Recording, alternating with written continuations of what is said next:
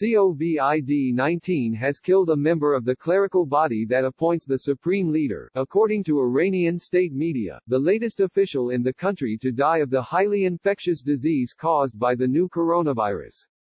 Ayatollah Hashim Bathai Golpayagani, 78, died 2 days after testing positive for the new coronavirus and being hospitalized, state news agency IRNA reported on Monday. Golpayagani represented Tehran in the Assembly of Experts, an 88-strong body of Muslim scholars that appoints and monitors Iran's supreme leader. At least 12 Iranian politicians and officials, both sitting and former, have now died of the illness, and 13 more have been infected and are either in quarantine or being treated. The country has been scrambling to contain the rapid spread of coronavirus, which so far has infected some 14,000 people and killed 853 to 129 of whom over the past 24 hours, according to official figures. The number of coronavirus deaths and infections has been on the rise ever since the first 2 fatalities were announced on February 19. The official leading Iran's response to the new coronavirus acknowledged on Sunday the pandemic could overwhelm health facilities in his country, which is battling the worst outbreak in the Middle East while under heavy U.S. sanctions. If the trend continues, there will not be enough capacity, Ali Reza Zali, who is leading the campaign against the outbreak, was quoted as saying by IRNA. Iran is believed to have about 110,000 hospital beds, including 30,000 in the capital, Tehran. Authorities have pledged to set up mobile clinics as needed.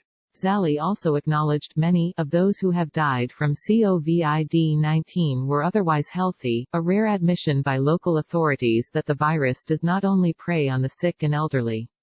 Health ministry figures show while 55% of fatalities were in their 60s, some 15% were younger than 40. For most people, the virus causes only mild or moderate symptoms, such as fever and cough. For some, especially older adults and people with existing health problems, it can cause more severe illness, including pneumonia. Most people recover in a matter of weeks. The virus has infected more than 150,000 people worldwide and killed more than 5,800. More than 70,000 people worldwide have recovered after being infected. In Iran, the virus has infected a number of senior officials, including cabinet ministers, members of parliament, Islamic Revolutionary Guard Corps members and health ministry officials.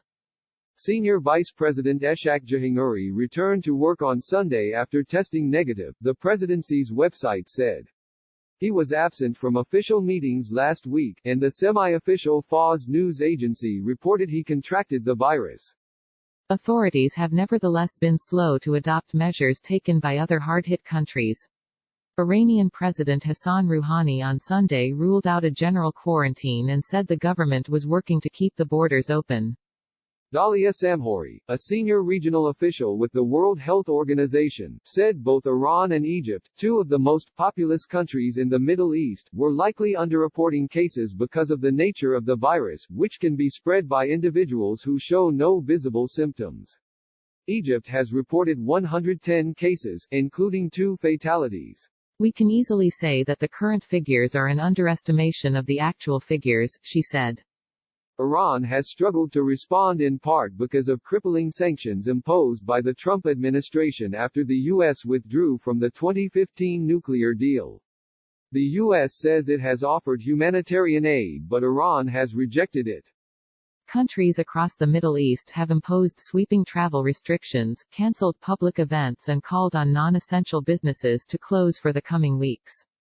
Qatar will bar entry to arriving air passengers except for citizens from Wednesday for at least 2 weeks, the government said as it announced a $23 billion economic stimulus in response to the new coronavirus. The country is the worst affected in the Gulf Cooperation Council (GCC), with 401 confirmed cases of COVID-19 as of Sunday. It has not reported any fatalities but has closed universities, schools, gyms and cinemas as well as cancelling many public events including the MotoGP. In the skyscraper-studded city of Dubai, a global business and travel hub in the United Arab Emirates, UAE, authorities announced on Sunday all movie theaters, arcades and gyms would be closed through the end of the month. Abu Dhabi, the capital of the UAE, also shut down its amusement parks and museums through the end of the month, including Louvre Abu Dhabi. In Lebanon, police used loudspeakers to order people to evacuate the city's famous Mediterranean boardwalk.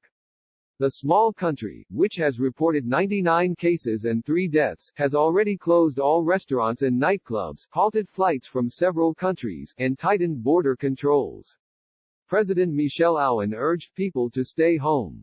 Jerusalem's Al-Aqsa Mosque is the latest in a series of religious sites where access has been halted or strictly limited. Saudi Arabia has suspended the Umrah pilgrimage to Mecca and Medina and could be forced to limit or cancel the much larger Hajj later this year.